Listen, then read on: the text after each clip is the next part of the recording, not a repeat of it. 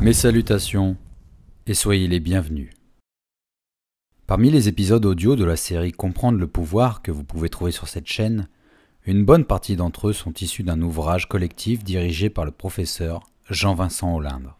Le livre en question, titré « Le pouvoir, concept, lieu dynamique », est un véritable condensé de connaissances sur les définitions, les mécanismes, la construction et l'organisation du pouvoir à travers le temps et les sociétés, depuis l'aube des civilisations jusqu'à nos jours. Un ouvrage si riche que d'autres épisodes y seront consacrés à l'avenir. Mais dans celui-ci, nous nous intéresserons à l'œuvre principale du professeur Olindre lui-même. À travers La ruse et la force, une autre histoire de la stratégie, le professeur nous offre une rétrospective de ces deux aspects surgissant des activités humaines, qu'elles soient militaires ou politiques. Enseignant-chercheur, titulaire d'un doctorat et d'une agrégation en sciences politiques, Jean-Vincent Olindre enseigne les relations internationales et les études stratégiques à l'Université Paris II, Panthéon-Assas. Sous sa direction, en collaboration avec Julien Fernandez et une dizaine d'auteurs spécialisés, est sorti l'ouvrage collectif « Nations désunies, la crise du multilatéralisme dans les relations internationales ». Un ouvrage de plus à ajouter à votre longue pile à lire. Mais concentrons-nous sur celui qui nous intéresse pour cet épisode. Lorsque l'on parle de guerre, de champ de bataille, du choc entre deux armées, entre deux peuples, entre deux visions du gouvernement des hommes, on pense aussitôt à de grands bataillons armés jusqu'aux dents, prêts à en découdre sur une plaine verdoyante, couverts par un soleil radieux, les combattants se jaugeant, les yeux dans les yeux, et s'atteignant coup après coup dans une démonstration de violence primitive, mais ô combien glorifiée. Ainsi est l'illustration de ce que la force représente dans l'esprit de tout un chacun. Toutefois, une telle démonstration de force ne peut s'effectuer que lorsque chacun des camps aligne une puissance militaire réciproque, une forme d'équilibre. Sinon, ce n'est plus une démonstration de force, mais un massacre. D'ailleurs, que se passe-t-il lorsque l'un des deux opposants est bien moins nombreux, bien moins équipé, bref, bien moins fort? Dans ce cas, il est évident que la force ne peut rien pour vous. Il vous faudra alors faire preuve de sagacité, d'agilité d'esprit et de sournoiserie. En d'autres termes, il vous faudra faire preuve de ruse. Bien évidemment, ce qui marche sur un champ de bataille ou durant une campagne militaire marche également en politique ou en relationnel durant la paix. Il ne faut pas sous-estimer l'importance de ces deux notions pour tous les ambitieux. D'ailleurs, il vous faudra également les entretenir une fois arrivé au sommet, que cela soit dans votre profession ou au niveau de votre influence, car la ruse, comme la force, peuvent vous aider à discerner et à éviter les pièges tendus par ceux qui souhaitent vous affaiblir. Ruse et force, intelligence et endurance, agilité et domination, deux concepts, deux incarnations, parfois adversaires, souvent complémentaires. Découvrez à travers les travaux du professeur Olindre les origines, les applications et les conséquences à travers l'histoire des incarnations de la stratégie humaine, à travers les visages de la ruse et de la force.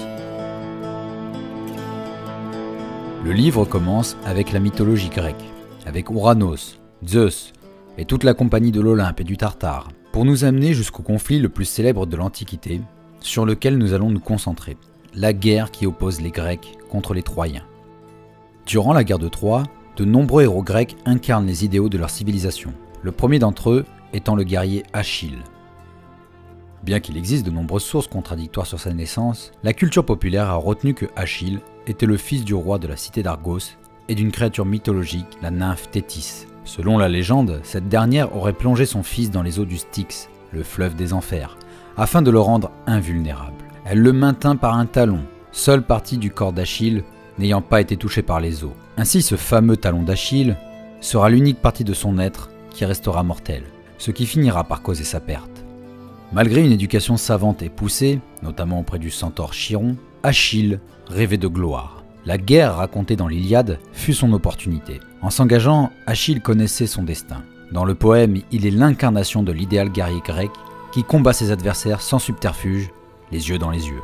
Il sait que son invulnérabilité lui procure un avantage. Mais il sait également que la guerre de Troie sera son tombeau en même temps que le socle de sa légende. Achille fait donc le choix d'une vie courte, mais remplie d'exploits guerriers et de gloire, contre une vie longue et une descendance en une existence qui lui paraîtrait monotone. Durant toute la guerre de Troie, Achille représente la force de la civilisation grecque. C'est un parangon de vertu, car dans la culture hellénistique, l'entretien du corps et les aptitudes au combat font partie des compétences les plus nobles et les plus mises en avant. Le temps passe, les combats s'enchaînent, mais la ville tient bon. Malgré sa victoire face à Hector, le meilleur des Troyens. En combat singulier, la ville continue de résister à la force d'Achille et de l'armée grecque tout entière. La situation stagne au bout de plusieurs années de conflit. L'armée grecque est même sur le point d'abandonner, lorsqu'intervient un certain Ulysse. Comparé à la puissance d'Achille, Ulysse passe pour un bon guerrier, mais sans plus. Ce qui fait sa valeur, ce ne sont pas ses aptitudes de combattant, mais plutôt sa capacité à user de son intelligence pour faire pencher l'avantage en sa faveur. Ici, il est important de rappeler qu'aux yeux des Grecs, si la force est une vertu, la ruse, ou ce qui en découle, c'est-à-dire la manipulation, la supercherie, est considérée comme immorale. Là où la force se présente à travers un comportement de courage et de dignité, la ruse se présente comme un comportement sournois et volontairement trompeur. Seule la ruse, dans le cadre de la stratégie militaire, que l'on appelle la métisse, c'est-à-dire la capacité de faire face à quelque chose de plus grand que soi, est considérée comme étant louable, mais sans être honorée au même titre que la force. A noter également que, contrairement à Achille, Ulysse est roi d'Ithaque. Il a déjà une femme et un enfant. Pour lui, la guerre contre Troie n'avait aucun intérêt. De fait, il usa de ses capacités d'invention pour faire croire aux ambassadeurs venus le recruter qu'il était devenu fou. En effet, on pouvait apercevoir le roi en train de retourner le sable de la plage avec ses bœufs, comme s'il s'agissait d'un champ. Étonnés, mais pas dupes, les émissaires prirent la décision de placer l'enfant d'Ulysse, Télémaque, alors encore tout bébé, sur le passage des bœufs, pour voir si la folie du père l'amènerait à laisser les bêtes piétiner son propre enfant. Pris à son jeu, Ulysse n'eut d'autre choix que de céder à la demande des ambassadeurs. Et le voici parti, lui et ses hommes, pour un conflit qui durera 10 ans. 10 années de bataille qui n'auront pas permis à la force grecque de prendre le dessus sur les Troyens. Il faut donc que la ruse fasse son office. Ici intervient l'épisode célèbre du cheval de Troie. Ajoutons que là où Achille a effectivement rencontré son destin, par l'intermédiaire d'une flèche qui lui transperça le talon, il est bel et bien devenu un héros de la vertu et de la morale guerrière grecque. Et aujourd'hui encore, son nom résonne dans la légende. Mais Ulysse, dont l'ingéniosité a au final permis la victoire, non seulement ne sera pas récompensé, mais devra traverser encore 10 années d'épreuves à travers son odyssée pour pouvoir retrouver les siens. 10 années durant lesquelles la ruse lui sauvera la peau bien plus souvent que la force. Le professeur Olindre ira jusqu'à écrire qu'en un sens, l'Iliade peut être considérée comme le poème de la force, tandis que l'Odyssée serait le poème de la ruse. Ainsi, à travers Ulysse et Achille, nous voyons deux concepts tactiques et stratégiques, deux incarnations de la guerre. Aux yeux des Grecs de cette époque, la ruse et la force ne bénéficient pas de la même valeur, même si la première apportera la victoire, là où la seconde ne le permettait plus. Les chapitres suivants s'intéressent à l'évolution de ces concepts de ruse et de force à travers la guerre du Péloponnèse ou à travers les guerres médiques, c'est-à-dire les conflits entre la Grèce et l'Empire perse. Des périodes de conflits qui amenèrent à une évolution dans la pensée grecque. À l'époque, les armées des cités étaient composées de hoplites, des unités lourdement équipées comme celles que l'on voit combattre dans le film 300. Lors d'un conflit entre deux cités, les deux royaumes opposaient leurs bataillons d'hoplites selon des règles d'engagement précis, jusqu'à ce que l'un des deux camps perde suffisamment d'hommes et abandonne. Ensuite, un traité était établi. Mais ce système de bataille, qui pourrait faire penser à un match de rugby version Blood Bowl, pouce bleu si vous avez la référence, ce système de bataille est bouleversé par l'apparition de l'ennemi perse, puis par la guerre civile. Les Perses étant très nombreux et très mobiles, ils étaient impossibles à affronter pour les hoplites, en tout cas sur de larges plaines. Ainsi, de grands stratèges athéniens, comme Thémistocle, modifièrent leur technique de combat, pour finir par acculer les envahisseurs durant la bataille navale de Salamine, et permettre à nouveau la victoire grecque. De même, durant la guerre civile, les cités grecques ayant peu d'hommes et de ressources privilégiaient les embuscades, et la multiplication des sièges vit apparaître la poliorcétique, c'est-à-dire l'art de prendre une ville selon des techniques d'attaque chirurgicales ou avec de nouvelles machines. Machines pouvant déployer une grande force de frappe, mais qui étaient nées de l'ingéniosité, de la ruse, de la métisse de leurs concepteurs. Une évolution des mœurs stratégiques que l'auteur Xénophon fera entrer dans l'histoire à travers ses différents écrits, dont la plupart sont parvenus jusqu'à nous. À l'instar de la plupart des civilisations, les débuts du peuple hébraïque sont difficiles. Dans les textes religieux, une fois qu'ils obtiennent leur libération du joug du royaume d'Égypte, ils doivent partir à la conquête de ce qu'ils considèrent comme étant leur terre de prédilection, connue à l'époque sous le nom de terre de Canaan. Je me permets ici de citer l'auteur. Dans le récit biblique, les conflits armés constituent ainsi des moments décisifs de processus qui mènent à l'installation des Hébreux sur la terre promise de Canaan.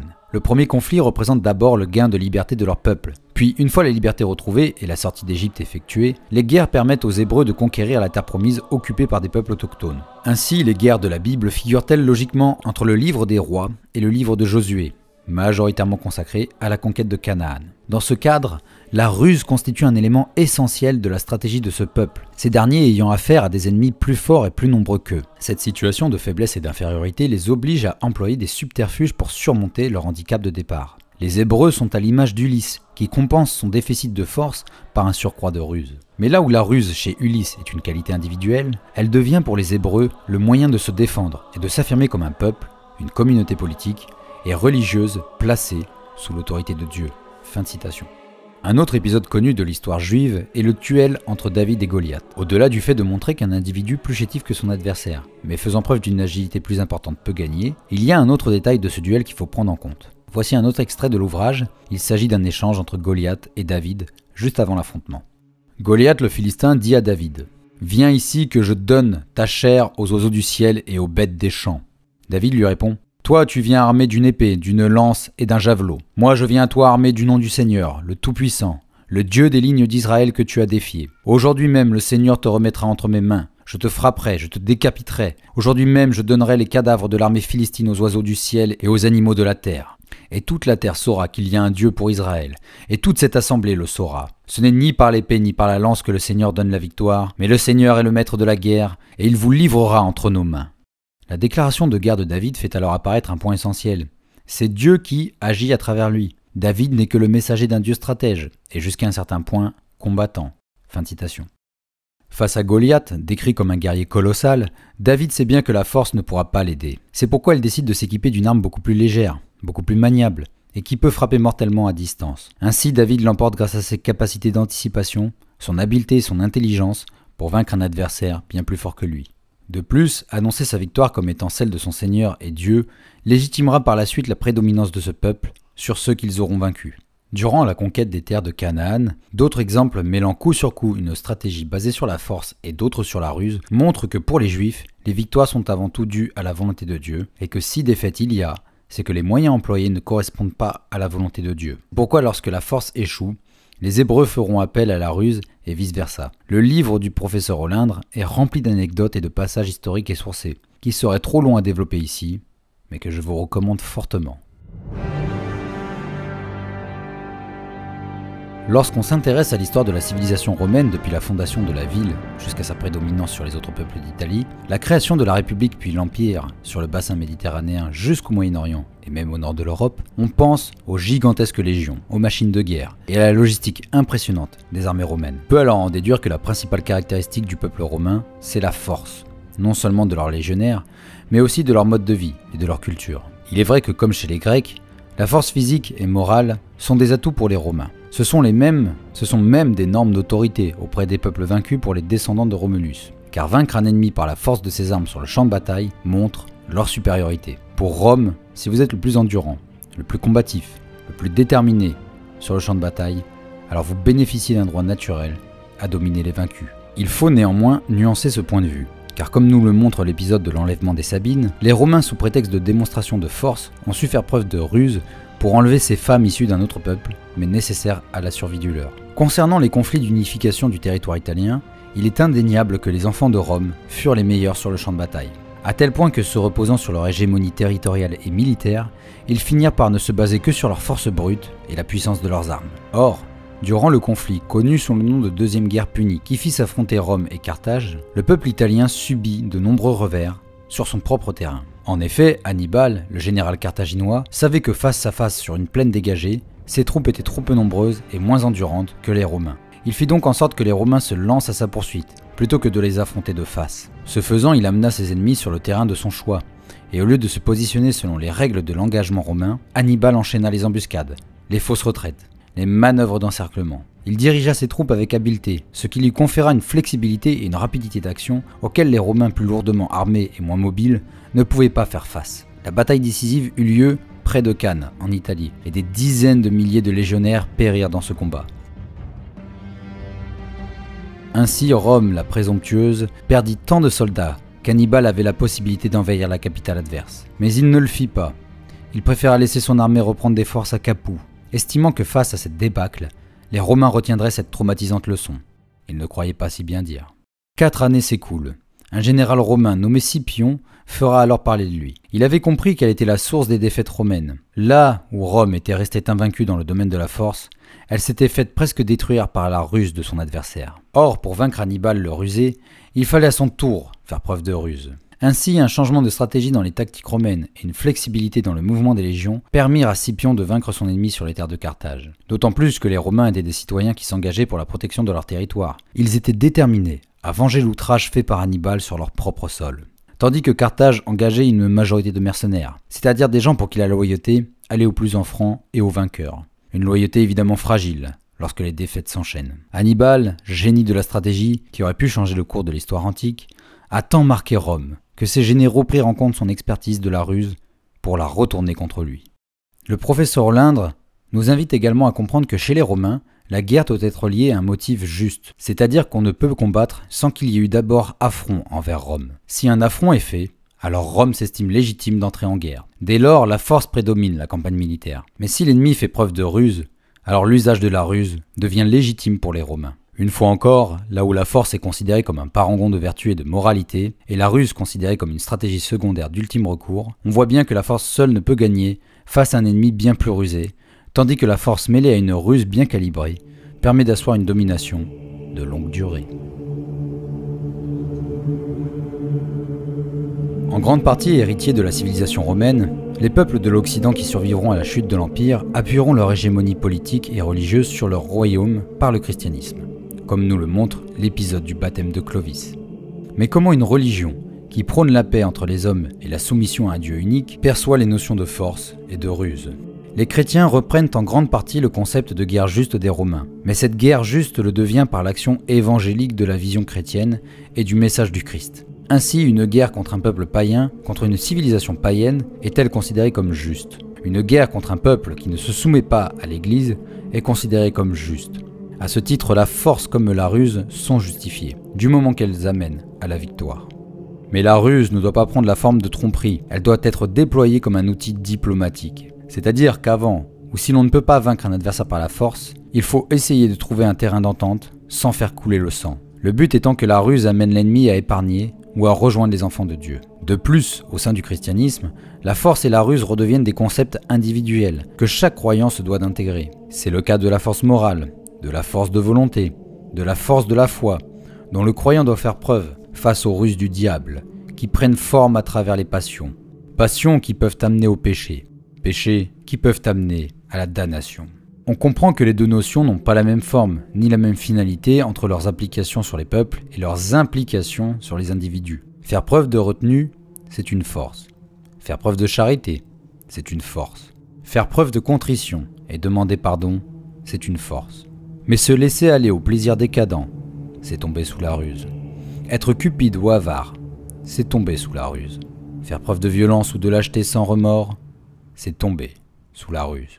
C'est cette dualité entre la force morale du croyant face aux ruses du malin qui illustre l'éternel combat entre le bien et le mal dans la morale chrétienne. À ce titre, j'ai récemment lu Le Moine de Matthew Gregory Lewis, un ouvrage lié au péché d'orgueil et au vice caché sous la robe de bure, que je vous conseille également et qui fut même adapté au cinéma avec Vincent Cassel dans le rôle titre.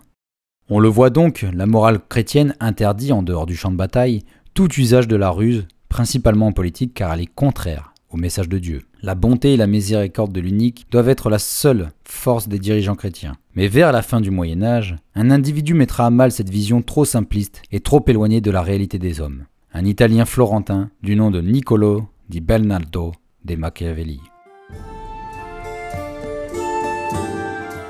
Là où la morale chrétienne interdit l'usage de la ruse, de la tromperie, ces outils du diable au sein du champ politique, Machiavel répond que non.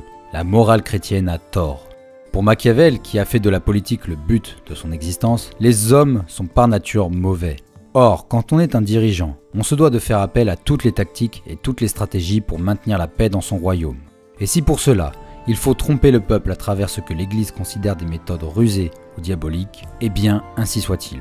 Machiavel, qui a grandi dans une Italie fragmentée en plusieurs dizaines de petits États indépendants, comme a pu l'être l'Allemagne à la même époque, il y avait sans cesse des guerres sans cesse des conflits. Il était très difficile pour les États italiens de rester en paix plus que quelques années. Dans ce contexte de tensions sans fin, un homme qui parvient à imposer sa loi par la force des armes, mais qui ensuite s'avère être juste envers les peuples soumis, quitte à faire preuve de ruse envers le peuple, ou à n'user de la force qu'envers les dissidents, qui préfèrent dominer localement dans le chaos, plutôt qu'être dominés dans la paix. L'Église trouve cela immoral, mais qu'est-ce que la morale si elle ne garantit aucune paix au royaume des hommes ? Tromper son peuple pour garantir une paix, ce n'est pas aux yeux de Machiavel quelque chose d'immoral, c'est même quelque chose de nécessaire. Car au final, à part les puissants, qui parmi le petit peuple cherche la guerre, si ce n'est pour se défendre ? C'est là que Machiavel est un tournant par rapport à la pensée du Moyen-Âge. C'est-à-dire que pour lui, la ruse est un outil supplémentaire dans la conduite du gouvernement des hommes. Comme il l'écrit, il faut savoir faire preuve du caractère du lion et de celui du renard, c'est-à-dire imposer sa force, imposer sa volonté par les armes pour détruire les adversaires qui voudraient maintenir un statu quo ou qui voudraient vous empêcher d'accéder au plus haut sommet de l'État. Mais une fois que le lion a vaincu ses ennemis, une fois que vous êtes au plus haut sommet de l'État, la force seule ne peut pas suffire. Il vous faudra prendre l'aspect du renard. D'ailleurs, Paul Nizan l'affirmera bien des siècles plus tard, quel faible pouvoir que celui qui n'est basé que sur la force. Une autre force peut l'abattre.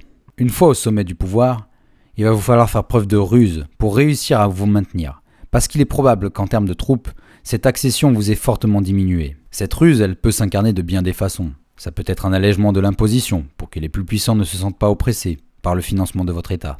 Cela peut être des fêtes populaires, des cérémonies religieuses d'envergure. Ça peut être des dépenses importantes pour de grands travaux. Un pays en guerre est un pays dont une grande partie de l'économie est tournée vers le conflit. Il est du coup difficile de lancer des activités civiles de grande ampleur. Quand vous êtes dans un royaume en paix et qu'il faut donner de l'activité économique, de l'activité journalière aux hommes, vous pouvez lancer de très grands travaux, élaborer des traités avec les autres royaumes, refonder votre constitution et votre organisation sociale, à vos risques et périls. Mais toutes ces initiatives sont des tactiques intégrées à une stratégie de ruse qui permettent de ne pas faire appel à la force pour imposer votre vision. Néanmoins, Machiavel est clair. S'il s'élève des dissensions parmi les personnages importants du royaume, ce qui risque d'entraîner de nouveaux conflits internes, alors il faut les frapper sans hésiter. Mieux vaut être craint qu'être aimé. Une maxime que Richelieu appliquera à la lettre durant son ministère pour Louis XIII. Entre Machiavel et Clausewitz, il n'y a pas que des siècles qui les séparent. Il y a l'apparition d'un événement en particulier dont le retentissement mondial tournera jusqu'à aujourd'hui encore la page de la monarchie en France. Il s'agit en deux mots de la Révolution française de 1789. L'un des principaux changements de cette époque au niveau des conflits est évidemment le niveau d'engagement des combattants. Là où les monarchies d'Europe alignent des bataillons de soldats sous leurs ordres, la France envoie des bataillons de citoyens soldats, qui ne se battent plus pour un monarque ou pour une dynastie, mais qui se battent pour l'idée de république et d'égalité entre tous ces citoyens. Au même titre que des citoyens grecs, sous la forme d'hoplites, se battront plus pour défendre leur cité que ne pourraient le faire des mercenaires, les nouveaux citoyens de la France, qui s'appellent entre eux camarades, ont une volonté qui animera leur détermination. Détermination qui leur accordera des victoires là où leurs adversaires seront aux ordres d'une aristocratie, ce qui amènera à la victoire de la République française lors de la bataille de Valmy en septembre 1792. De plus, avec l'essor des campagnes napoléoniennes au début du XIXe siècle, de nouvelles règles de guerre s'appliquent. Clausewitz, qui assistera à l'ascension de l'empereur des Français dans le camp de la Prusse, fera cette remarque. Dorénavant, nous ne sommes plus passés à des combats opposant quelques dizaines de bataillons, mais bien des dizaines de milliers de soldats sur des champs de bataille gigantesques, où les charges de cavalerie ponctuent les salves d'artillerie lourde. Avec ce témoignage, il serait aisé de conclure que la force semble reprendre l'ascendant sur la ruse dans le contexte de ces guerres de masse, surtout lorsque l'on voit l'empereur Napoléon Ier et sa grande armée de plus de 700 000 hommes en route vers Moscou. Or, Moscou appliquera une tactique de ruse dite de la terre brûlée, qui consiste à fuir l'armée adverse en emportant et en détruisant tout sur son passage, afin d'empêcher les Français d'accéder à la moindre ressource. Une tactique appliquée jusqu'à l'extrême, les Russes préférant voir Moscou en flammes plutôt que de la laisser à Napoléon. Ayant également, cette époque comme cadre historique, le film Master and Commander de Ridley Scott nous conte l'histoire d'un capitaine de navire britannique pris en chasse par un navire français. Ce dernier étant beaucoup plus fort, beaucoup plus important en équipage et bien mieux équipé que le navire anglais. Tout le film nous montre les diverses tactiques de ruse déployées par le capitaine britannique pour soit prendre de l'avance sur son adversaire, soit réussir à lui échapper, et même finir par l'attaquer. En plus d'être le fil rouge de l'histoire, la ruse en est également l'un des personnages les plus importants. Dans son livre « De la guerre » qu'il ne pourra jamais achever car Clausewitz meurt à 51 ans de maladie, le stratège prussien y développe néanmoins l'idée de brouillard de guerre, qui symbolise l'incertitude constante qui plane sur les campagnes militaires. Car nul commandant n'est omniscient. Il écrit aussi à propos de l'idée de guerre totale, qui signifie que l'intégralité des structures sociétales doivent être utilisées dans le contexte de la guerre. Et plutôt que de détruire une armée adverse, l'objectif est véritablement d'anéantir l'ennemi, au point parfois de s'en prendre à des villes, des villages et des civils non armés. Alors dans ce contexte, Clausewitz estime que la force a repris de plein droit le devant de la scène. Les combats sont d'une telle intensité en termes d'hommes et de déploiement de puissance que la ruse devient un outil secondaire, voire dangereux, à déployer. Dangereux pour l'instigateur, car elle nécessite souvent beaucoup de moyens pour un effet aléatoire. Ainsi, la ruse, qui avait pour objectif principal l'économie des forces en essayant d'obtenir le meilleur résultat au moindre coût, perd toute son attractivité à cette époque de bataille gigantesque et de technicité dévastatrice. L'essentiel revient à l'utilisation de forces facilement manœuvrables sur le champ de bataille, ce que les tactiques et les structures des armées de la période napoléonienne permettaient. Pour creuser davantage la pensée de Clausewitz, la ruse n'était efficace qu'en cas de petite guerre. Par petite guerre, il entend de courts affrontements, des escarmouches, qui nécessitent à peine quelques dizaines d'hommes. Cela peut aussi être l'envoi de fausses informations, cela peut être du sabotage pour bloquer la route de l'ennemi, mais lors d'une bataille de grande intensité, la ruse devient un handicap. Il faut au contraire écraser l'ennemi par la puissance de ses armes et par l'immensité de ses bataillons. Je conclurai cette partie en citant une nouvelle fois le livre. Pour Clausewitz, et ceux qui s'en réclament, la stratégie reste toutefois une science de la force, non de la ruse. Si l'intelligence du stratège est évidemment un facteur de succès, et si les facultés attachées à la ruse peuvent constituer un atout face au brouillard de la guerre, le nombre de soldats mobilisés et la concentration des forces constituent pour les Clausewitziens le facteur déterminant de la victoire militaire dans les guerres interétatiques. Mieux vaut compter sur les forces intrinsèques d'une armée, sa cohésion, son moral, plutôt que sur une tromperie qui pousserait l'ennemi à faire les mauvais choix. Si le déploiement de la force ne dépend que de soi-même, la ruse ne peut fonctionner que si l'ennemi tombe dans le piège qui lui a été tendu. Or, rien ne lui prédispose, sinon sa crédulité ou son manque de lucidité. En revanche, rien ne peut empêcher une armée fournie et bien entraînée de s'abattre sur un ennemi qui, s'il est réellement inférieur, devrait en toute logique battre en retraite ou accepter la défaite. Fin de citation. Dans la vision clausewitzienne, le savoir antique de la ruse est donc mort dans les affrontements de masse initiés depuis la Révolution française. Une vision dont hériteront les officiers européens durant le siècle suivant, ces mêmes officiers qui commanderont durant la Grande Guerre. À propos des événements militaires du XXe siècle, voici ce qu'écrit le professeur Olymbre. Je cite : « Le progrès technologique semble avoir fait disparaître non seulement une certaine idée du stratège hérité d'Ulysse, mais aussi une certaine idée du soldat hérité d'Achille. Dans la Grande Guerre, le stratège ne cherche pas à remporter le combat à l'économie. Au contraire, il mobilise toutes les forces à sa disposition pour obtenir l'avantage tout en évitant le caractère inapproprié d'une réflexion stratégique où la ruse viendrait canaliser ou économiser la force. Quant à cette dernière, la force du soldat, elle s'efface devant la mécanisation, les gaz et l'aéronautique. Bien sûr, les soldats ne disparaissent pas complètement du champ de bataille, mais stratégiquement, ils n'existent plus en tant qu'individus, ils sont fondus dans la masse déployée militairement. Ils sont déshumanisés et anonymes, à l'image des tombes sans nom qui accueillent les dépouilles non identifiées de ces morts au combat. Une certaine idée de la ruse et de la force disparaît ainsi derrière les calculs de la raison statistique et de la technologie mortifère.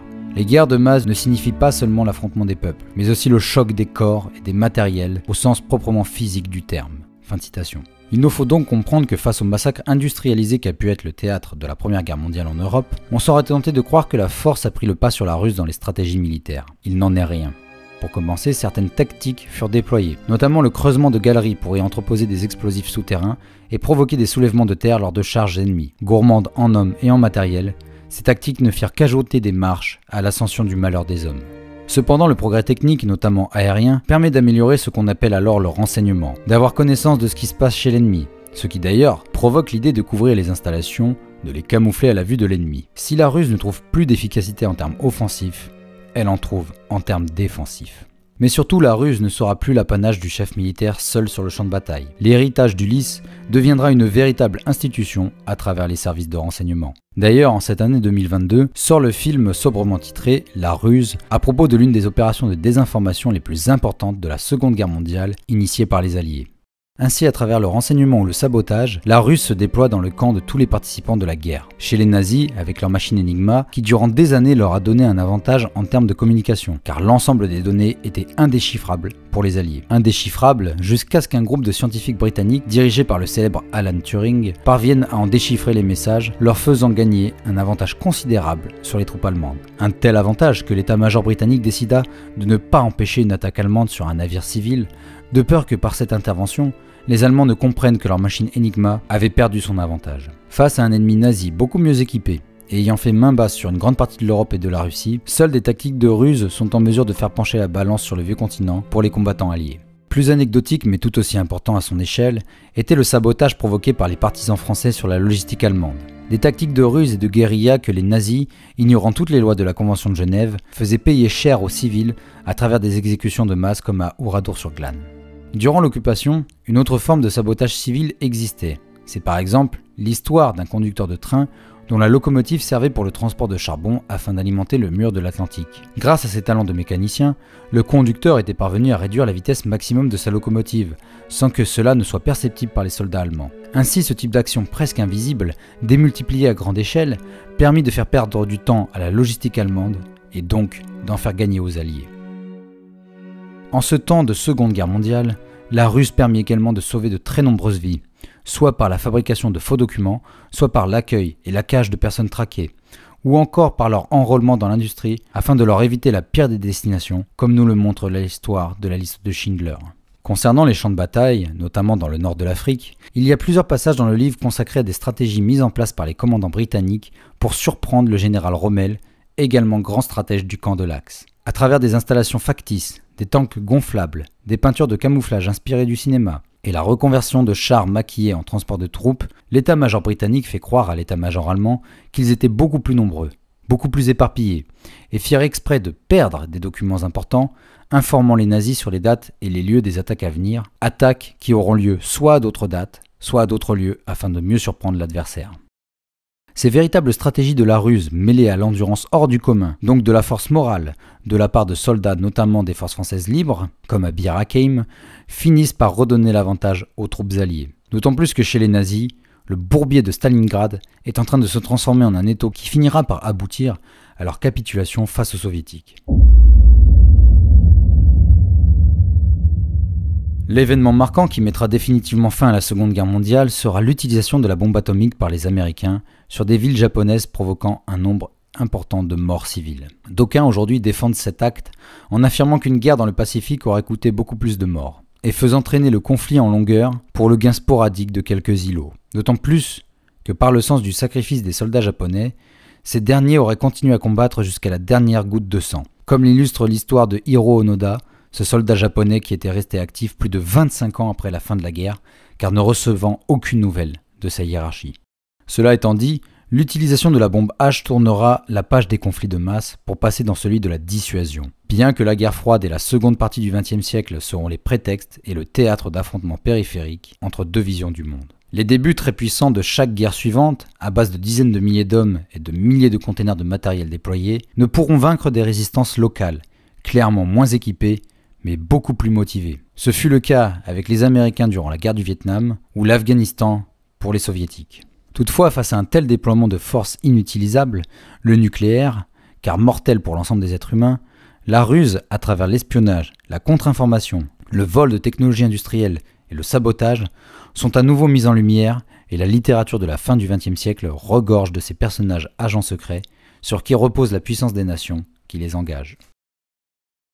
À travers tout ce que nous venons d'entendre, nous avons appris que depuis Ulysse et Achille, la ruse et la force prirent de nombreuses incarnations à travers l'histoire humaine. Du point de vue militaire évidemment, mais également du point de vue politique. Ici, je vous prierai de vous rendre compte qu'à travers cet épisode, je n'ai fait que survoler les parties de quelques chapitres. Le livre continue bien évidemment sur les conflits du XXIe siècle, et notamment sur les actes terroristes dont furent victimes certaines villes de l'Occident et les conséquences qu'entraînèrent leurs ripostes sur le reste du monde. En termes de ruse politique, nous pourrions aussi prendre l'exemple de la Chine, qui durant 40 ans a endossé le rôle d'atelier du monde pour aujourd'hui se hisser sur le podium des puissances mondiales. Ou de la Russie, qui malgré la chute de l'URSS est parvenue à redevenir une puissance de premier plan, au point que la force soit redevenue l'un de ses atouts. On l'a compris, c'est généralement sur la force que débutera la fondation d'une puissance, qu'il s'agisse d'un peuple, d'une nation ou d'une coalition interétatique. Mais ne compter que sur cette force, ce hard power, c'est une faiblesse car elle amène à se reposer sur ses acquis. Pour la maintenir, il faut donc faire preuve de ruse, tout d'abord à l'intérieur de ses frontières, avec entre autres du pain et des jeux, et surtout un développement économique offrant des possibilités et de l'activité à sa population. Pour les adversaires d'une force beaucoup plus puissante, la ruse devient le seul moyen, comme on en fait la preuve la guérilla FARC en Colombie ou les talibans en Afghanistan. Une démonstration de force peut également se faire à travers, par exemple, un coup d'État armé. Mais si le renversement n'est pas rapide, les révolutionnaires seront dispersés, comme l'a montré la tentative en Turquie en 2016. Mais la ruse peut aussi faire tomber un gouvernement avec l'emploi de la non-violence, comme l'ont montré les révolutions de velours en Tchécoslovaquie en 1990 ou en Arménie en 2018. Qu'importe l'époque, qu'importe la civilisation, la force et la ruse seront des concepts et des attitudes qui accompagneront l'humanité jusqu'à son extinction. Les outils changent, le matériel et la technologie évoluent, et les champs de bataille également. Aujourd'hui, les démonstrations de force sont le lot quotidien des journaux télévisés de par le monde. Pas une journée sans qu'un acte de force, même local, ne soit relayé par les médias des pays concernés. Alors que ce n'est que dans le temps long que l'on pourra étudier les tactiques et stratégies de ruse, notamment à travers la communication de chaque belligérant, ou même d'ailleurs par la non-communication. Le livre du professeur Jean-Vincent Olindre est vraiment d'une richesse impressionnante. Il cite également de très nombreux auteurs et ouvrages stratégiques à travers l'histoire, pour la plupart inconnus du grand public, mais dont pourtant les travaux façonnent les décisions et le monde d'aujourd'hui et de demain. La ruse et la force, une autre histoire de la stratégie, est un ouvrage que je vous invite donc à consulter, à posséder dans votre bibliothèque ou à offrir à toute personne fortement attirée par le domaine de la stratégie militaire, des relations internationales et de la géopolitique. Ayant d'ores et déjà trouvé ma réponse, c'est à vous maintenant que je pose la question. Vaut-il mieux combattre comme Achille ou réfléchir comme Ulysse? Quel que soit votre choix, n'oubliez pas que comprendre le pouvoir, c'est ne pas tomber sous son emprise. Et si vous souhaitez me soutenir, rejoignez la chaîne Éminence Grise.